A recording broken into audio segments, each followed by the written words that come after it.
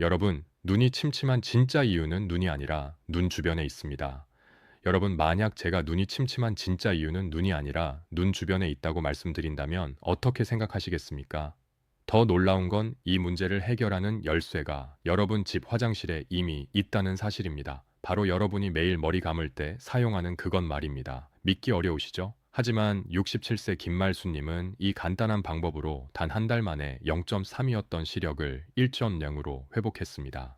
안과 10명 중 9명이 추천하는 이 방법 도대체 무엇일까요? 지금부터 그 비밀을 모두 공개합니다. 혹시 여러분도 이런 경험 있으신가요? 아침에 신문을 펼쳤는데 글씨가 번져 보이는 경험, 휴대폰을 봐도 화면이 뿌옇게 느껴지는 경험, 그래서 나도 이제 늙었나 보다 하고 체념하셨던 경험. 오늘 이 영상 하나면은 그 고민 모두 해결됩니다. 오늘 소개해드릴 사례는 실제 환자분의 경험담이지만 개인정보 보호를 위해 이름과 세부 정보는 가명으로 처리했음을 미리 알려드립니다. 60만 원짜리 안경도 소용없던 김말수님의 이야기, 67세 김말수님의 이야기부터 들어보시죠. 김말수님은 30년간 은행에서 근무하시다 은퇴하신 분입니다. 평생 숫자와 서류를 다루셨던 분이라 눈 건강에는 자신이 있으셨죠. 실제로 60대 초반까지만 해도 안경 없이 신문을 읽으셨으니까요. 그런데 문제는 작년 가을부터 시작됐습니다. 어느 날 아침 늘 하던 대로 신문을 펼쳤는데 뭔가 이상했습니다. 글씨가 선명하지 않았어요. 처음엔 오늘 신문 인쇄 상태가 안 좋나 보다 하고 대수롭지 않게 넘겼습니다. 그런데 다음 날도 그 다음 날도 똑같았습니다. 김말수님은 이렇게 말씀하셨습니다. 마치 안개 낀 날 창문 밖을 보는 것 같았어요. 글씨는 분명히 거기 있는데 뿌옇게 번져서 초점이 잡히지 않는 거예요.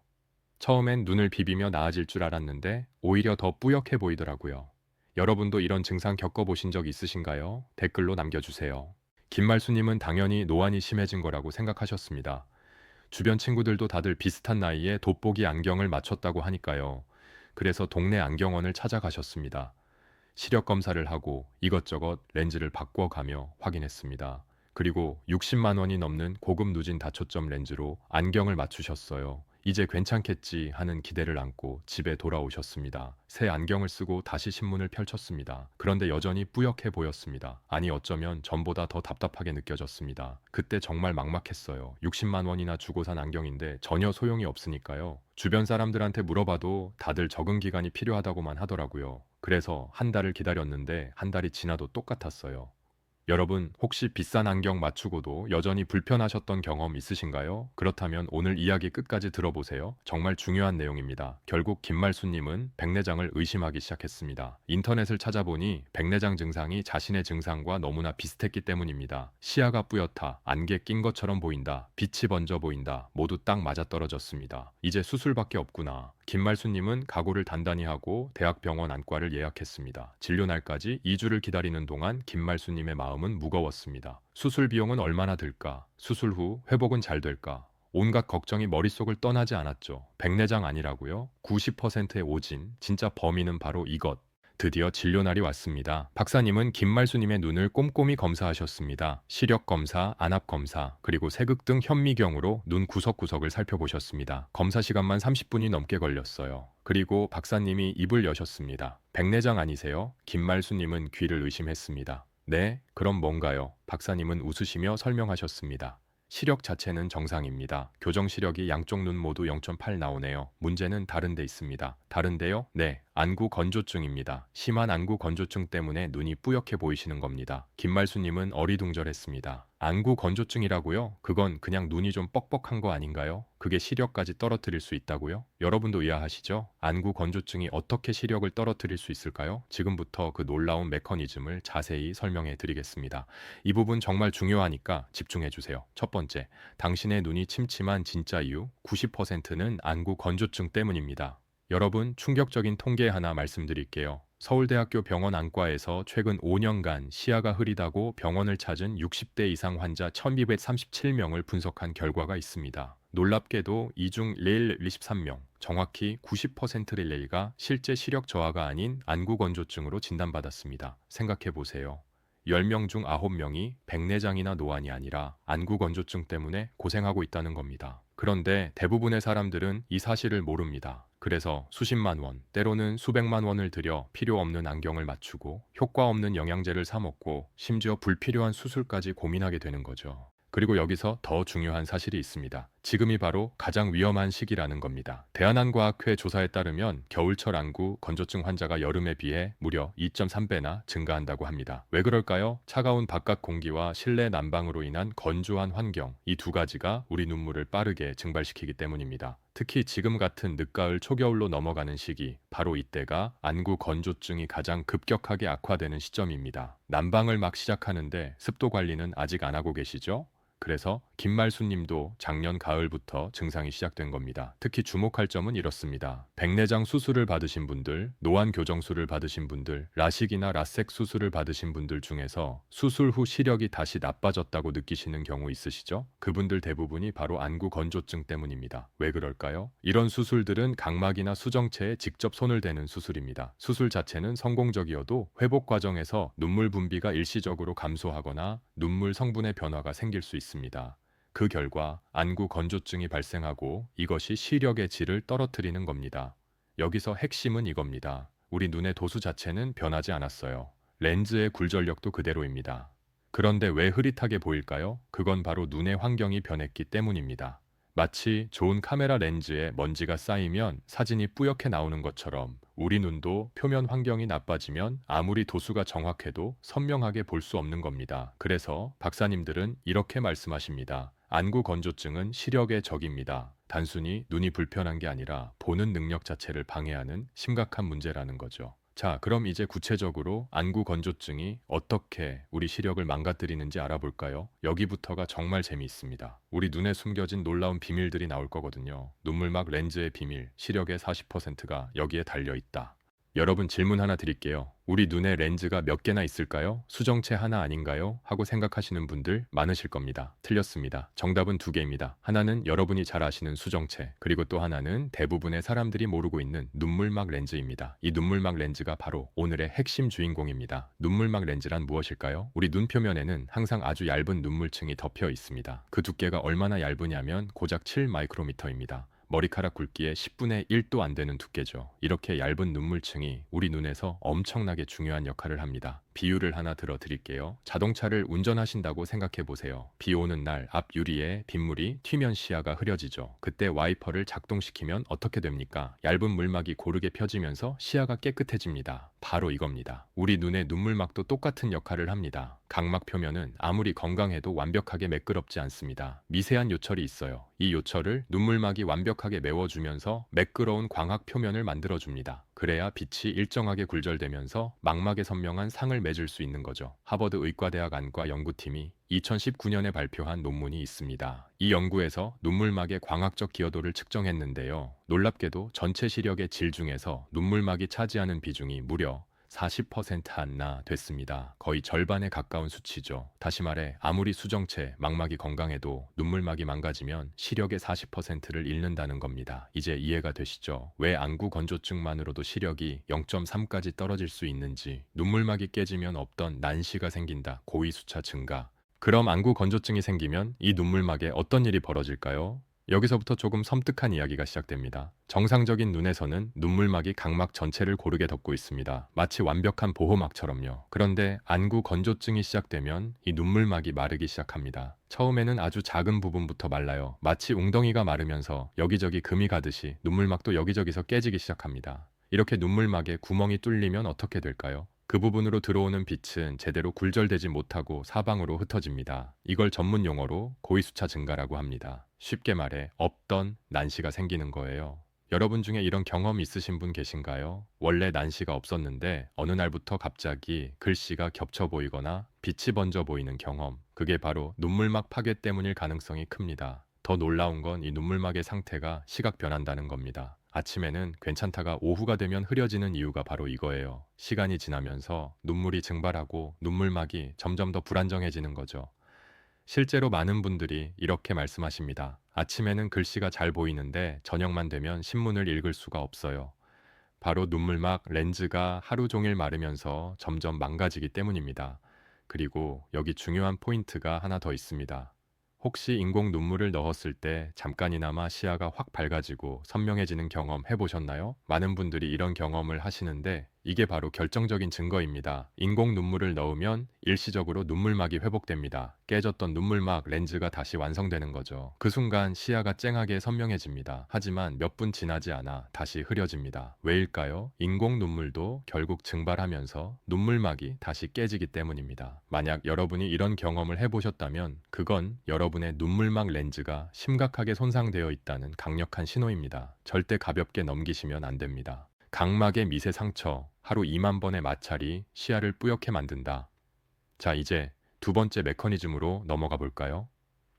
이건 첫 번째보다 훨씬 더 심각한 문제입니다. 여러분, 각막이 뭔지 아시죠? 우리 눈의 검은 자위를 덮고 있는 투명한 막입니다. 이 각막은 우리 몸에서 가장 민감한 조직 중 하나입니다. 얼마나 민감하냐면 각막 1제곱밀리미터당 신경 말단이 7,000개나 분포되어 있습니다. 송긋보다 300배나 더 민감한 겁니다. 그래서 각막에 조그만 티끌만 들어가도 엄청나게 아픈 거예요. 눈물은 바로 이 예민한 각막을 보호하는 보호막입니다. 그런데 안구 건조증으로 이 보호막이 사라지면 어떻게 될까요? 각막이 외부 자극에 그대로 노출됩니다. 공기 중의 먼지, 미세먼지, 꽃가루, 심지어 우리 눈꺼풀 자체도 각막에게는 위협이 됩니다. 우리는 평균적으로 1분에 16번에서 50번 정도 눈을 깜빡입니다. 하루 계산하면 약 2만 번입니다.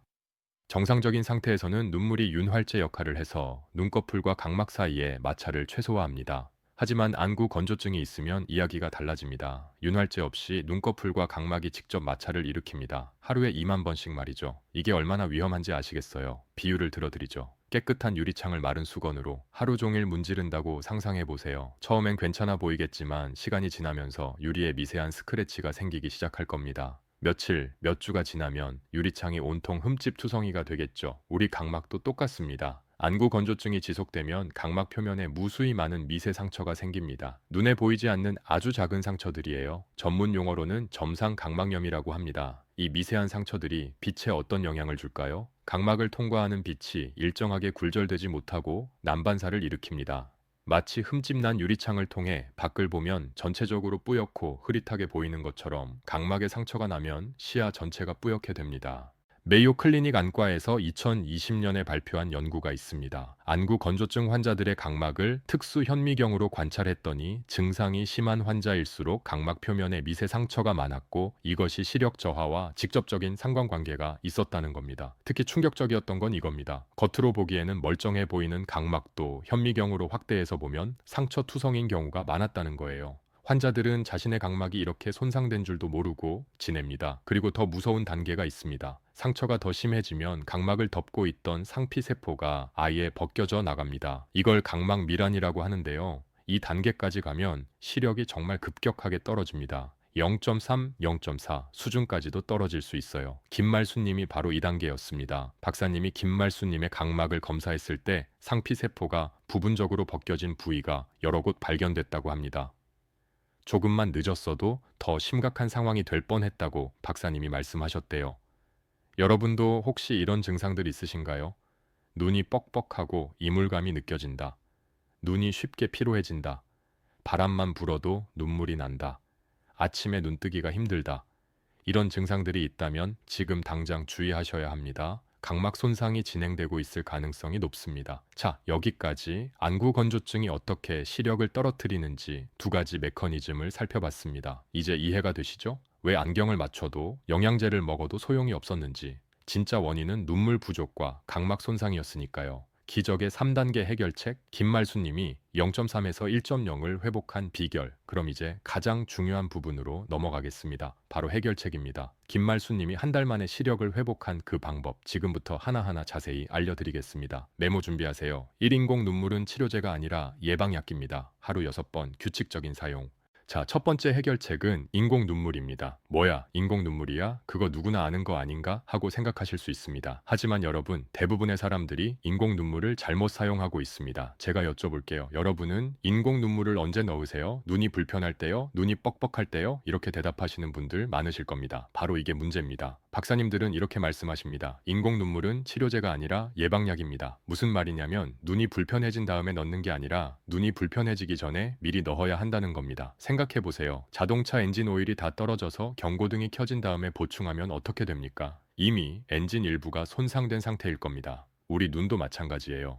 눈이 뻑뻑하고 불편하다는 건 이미 눈물막이 깨지고 각막이 손상되기 시작했다는 신호입니다. 그래서 박사님은 김말수님에게 이렇게 지시하셨습니다. 하루에 최소 6번, 눈이 불편하든 안 하든 무조건 인공 눈물을 넣으세요. 구체적인 타이밍을 알려드릴게요. 첫 번째, 아침에 눈을 뜬 직후. 이유, 우리가 자는 동안 눈은 감겨 있지만 눈물 분비는 거의 멈춥니다. 그래서 아침에 눈을 떴을 때가 각막이 가장 건조한 상태입니다. 이때 바로 인공 눈물을 넣어주면 밤사이 마른 각막을 즉시 보호할 수 있습니다. 두 번째, 아침 식사 후. 이유, 식사하면서 눈을 깜빡이는 횟수가 줄어들거든요. 식사 후에 한 번 더 보충해 주는 겁니다. 세 번째, 점심 식사 후. 이유, 오전 내내 활동하면서 눈물이 많이 증발했을 시간이죠. 네 번째, 오후 3, 4시경. 이유, 하루 중 눈이 가장 필요한 시간대입니다. 이때 한 번 더 넣어주면 저녁까지 눈을 보호할 수 있습니다. 다섯 번째, 저녁 식사 후. 이유, 저녁 시간에 TV를 보거나 휴대폰을 보시죠. 그 전에 미리 넣어두는 겁니다. 여섯 번째, 잠들기 직전. 팁. 이때는 일반 인공 눈물보다는 점도가 높은 야간용 인공 눈물계를 사용하는 게 좋습니다. 이 겔 타입 인공 눈물은 오래 지속되면서 밤사이 각막을 보호해 줍니다. 김말수님은 이 스케줄을 정확히 지키셨습니다. 처음엔 번거로웠지만 휴대폰에 알람을 맞춰놓고 실천하셨대요. 처음에는 인공 눈물을 넣어도 10분도 안 돼서 다시 뻑뻑해졌어요. 그런데 일주일 정도 꾸준히 넣다 보니까 한 번 넣으면 한 2시간은 괜찮더라고요.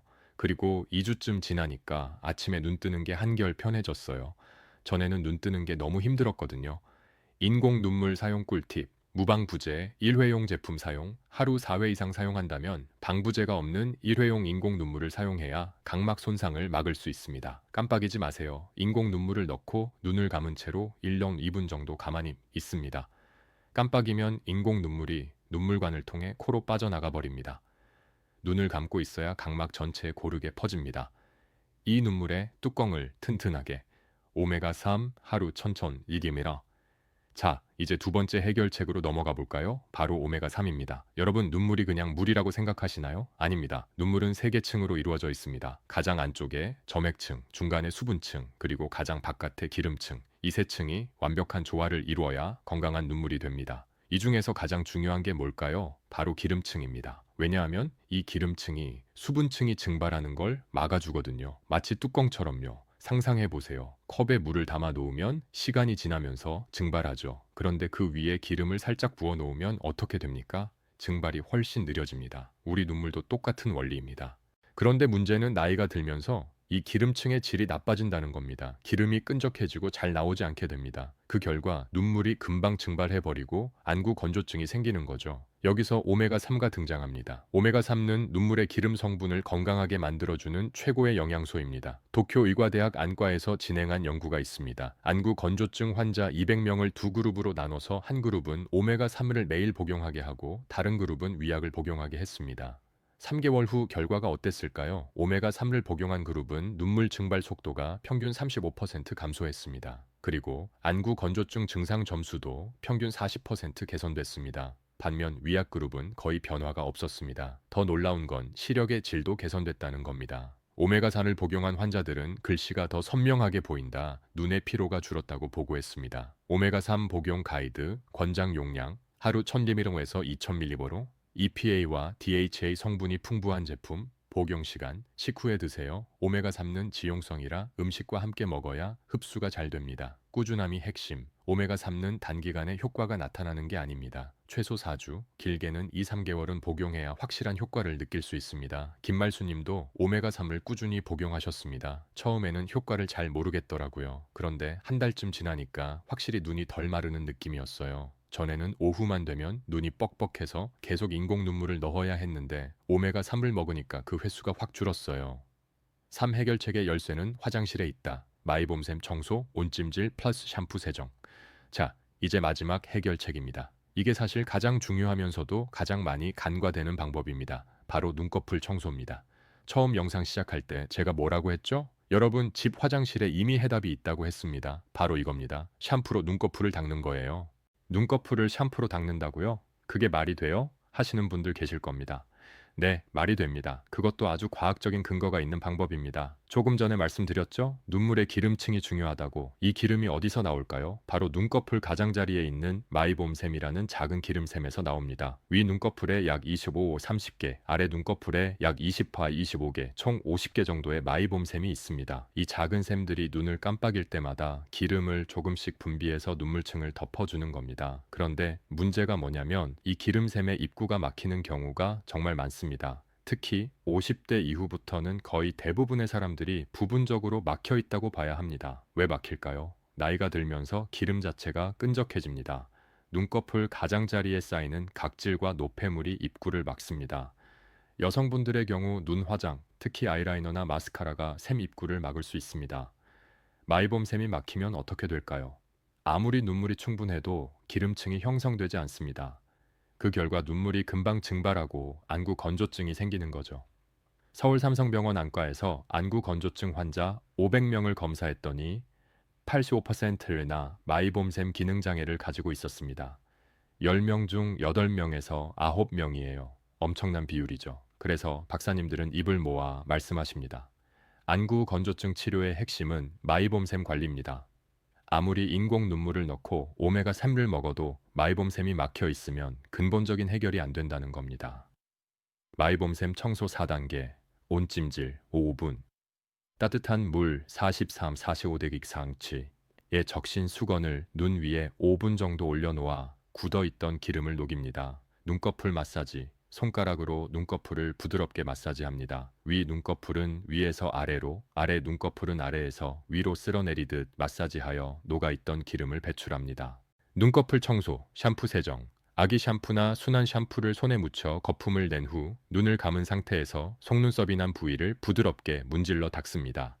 깨끗이 헹구기, 눈을 감은 상태에서 미지근한 물로 샴푸를 완전히 씻어냅니다. 김말수님은 이 방법을 매일 실천하셨습니다. 처음 일주일은 솔직히 효과를 못 느꼈어요. 그런데 2주쯤 지나니까 눈꺼풀이 한결 가벼워지는 느낌이 들더라고요. 전에는 눈꺼풀이 무겁고 뻐근했는데 그게 사라졌어요. 그리고 3주쯤 지나니까 확실히 눈이 덜 마르는 게 느껴졌어요. 실제로 박사님이 한 달 후 재검사를 했을 때 김말수님의 마이봄샘에서 기름이 다시 정상적으로 분비되고 있었다고 합니다. 그리고 각막 표면의 상처도 대부분 회복되어 있었고요. 결론. 세 가지를 동시에 실천하면 기적이 일어난다. 자, 지금까지 세 가지 해결책을 알려드렸습니다. 인공 눈물 자주 넣기, 즉각적인 눈물 보충, 오메가3 꾸준히 먹기, 눈물질 개선, 눈꺼풀 깨끗이 닦기, 눈물 생산 시스템 정상화. 이 세 가지를 동시에 실천하는 게 핵심입니다. 각각의 방법이 서로 다른 측면에서 안구 건조증을 해결하기 때문에 이 세 가지가 맞물려 돌아가야 최상의 결과를 얻을 수 있습니다. 김말수님은 박사님의 지시를 정확히 따르셨습니다. 하루도 빠짐없이 세 가지를 모두 실천하셨어요. 그리고 한 달 후 다시 병원을 찾았을 때 놀라운 결과를 확인할 수 있었습니다. 박사님이 시력 검사를 하시는데 제가 글씨가 다 보이는 거예요. 한 달 전에는 흐릿해 잘 안 보이던 글씨들이 선명하게 보였어요. 측정 결과 양쪽 눈 모두 1.0이 나왔습니다. 박사님도 놀라셨어요.